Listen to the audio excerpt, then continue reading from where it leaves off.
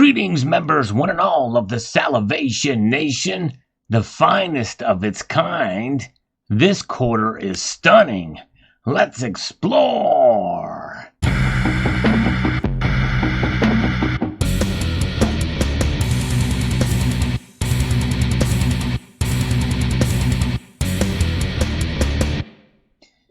Now, upon first glance, this just looks like a proof quarter. And from 1962, but the thing is quarters that were made by the United States Mint back then didn't have quite the quality and the expert craftsmanship that we have today. The technology's really come a long way. So the very fact that this thing is cameo tells us something. And in fact, if you look here on this image, you can see just a slight bit of spotting in areas here. But if you look at it here from PCGS's page here, you can see that there's a little bit more. There's some of that hazing there. There's that spot.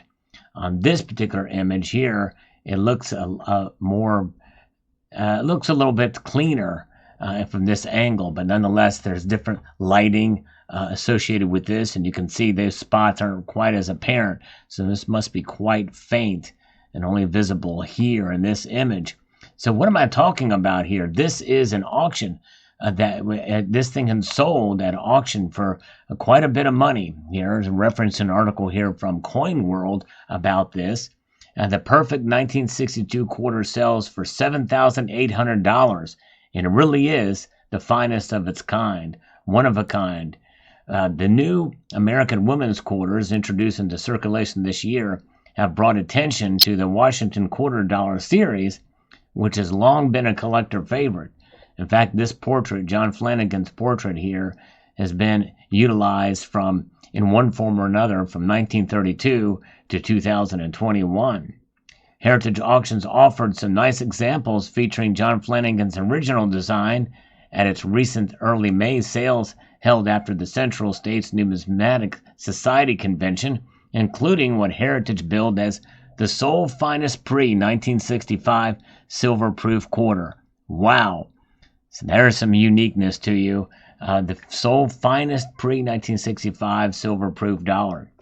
The 1962 Washington quarter dollar, graded proof 70 deep cameo by Professional Coin Grading Service, is one of only 66 proof 1950 to 1964 Washington quarters graded with a perfect 70. So yes, indeed, they don't meet the standards that they have today with modern coin grading. In fact, most of you know my thoughts on modern coin grading. More on that in a moment. This is the sole example designated deep cameo. And so this only being deep cameo, you can really see that in these images here. We'll look at them again here momentarily. Heritage wrote, "As flawless as it gets, this piece is brilliant and starkly contrasted, showing depth of mirroring and strike excellence that rivals that seen on most modern proofs." And indeed, that does seem to be the case with this. I mean, you can see, even in spite of this slight spotting there, this thing just is very nicely done.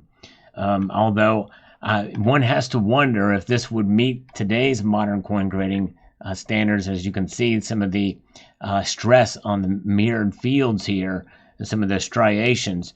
Essentially, those are maybe dye polish marks. I'm not sure, but I don't know that I would have graded this as 70 looking at that closely. But again, considering the standards of where there looks like to be a hair right there, I mean, this is a very magnified view.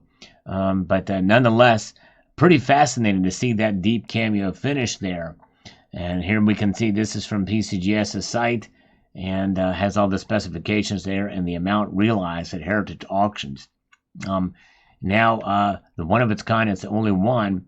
I'm not a big fan of modern coin grading, but in this case, I certainly think it's warranted.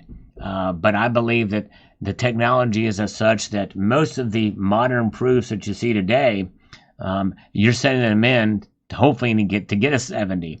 If you don't get a 70, you might as well not have sent them in. In other words, you would have wasted your money. There was really no distinction. There ought to be a whole new grading system for modern coins in general.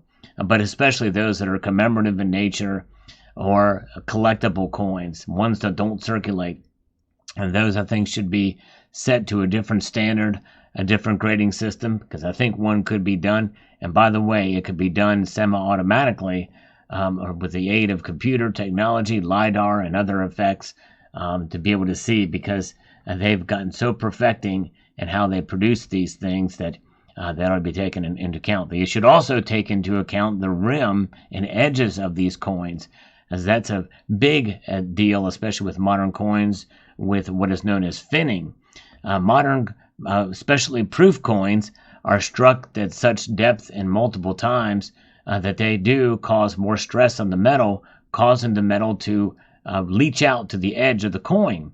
And that causes a bleeding over, a finning, where it comes into a very sharp razor edge.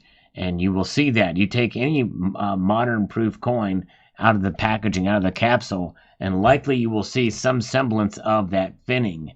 That's F-I-N-N-I-N-G. I've posted several videos on it through the history of this channel about that very concept.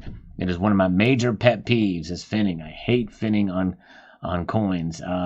But nonetheless, this is quite an example. I think this is very historic to see such a thing, and Coin World covered this as a story. And as somebody who likes to collect coins, this is quite fascinating to see an example like this graded as such. I do think they went overboard with the grading, but again, we're looking at a magnified version of this. But even from this level, you can kind of see that there is some splotching, there is some striations, which I think should take away a bit. I probably would have graded this a 68 or 69, but again, I'm not a coin grader, but I do have an eye for detail. But nonetheless, there it is. What a fascinating story. Do you collect Washington Quarter Series? I think we do have some nostalgia when we see a coin design change, to look back to see how a portrait was or how the eagle was. I kind of miss that eagle. We've been so tired of seeing it from 1932 up to 1998.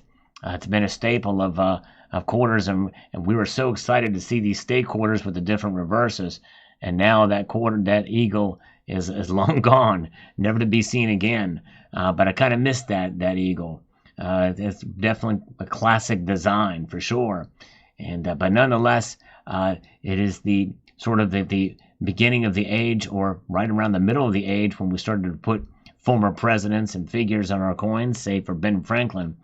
But that has been the case where Lady Liberty is no longer a part of our coinage, except for the American Liberty series of the United States Mint, or maybe on some commemorative coins.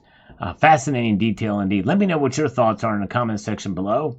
I'd like to extend a multitude of gratitude to you all for taking the time to watch this video, and to encourage you to please rate, share, comment, and subscribe.